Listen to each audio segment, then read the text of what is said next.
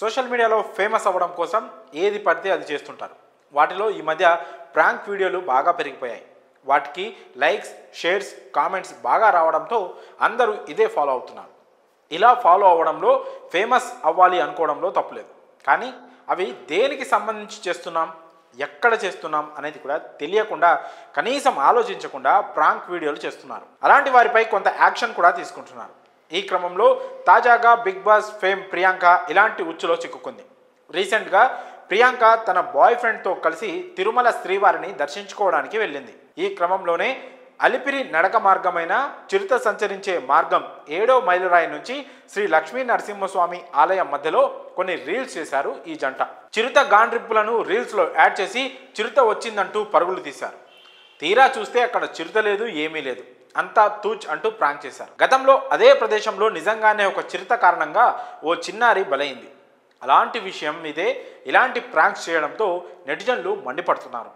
పవిత్రమైన తిరుమలలో భక్తిభావం లేకుండా ఈ రకంగా ఫేమస్ అవ్వడం కోసం రీల్స్ చేయడం సరైంది కాదని ఆగ్రహం వ్యక్తం చేస్తున్నారు. వీరిపై తగిన చర్యలు తీసుకోవాలంటూ డిమాండ్ చేస్తున్నారు. గతంలో తమిళనాడుకు చెందిన కొంతమంది భక్తులు ఇదే విధంగా ప్రాంక్ చేయడంతో వారిపైన కేసులు నమోదు చేసింది టీటీడీ. ఈ క్రమంలో ఇప్పుడు ప్రియాంక పైన కూడా టీటీడీ యాక్షన్ తీసుకోవాలంటూ కోరుతున్నారు భక్తులు. నెటిజన్లతో పాటు ఘటనపై టీటీడీ కూడా తీవ్రంగా స్పందించింది. పవిత్రమైన తిరుమల తిరుపతి కొండపై ఇలాంటి పిచ్చి పిచ్చి వేషాలు వేస్తే క్రిమినల్ చర్యలకు కూడా వెనుకాడబోమని వార్నింగ్ ఇచ్చింది.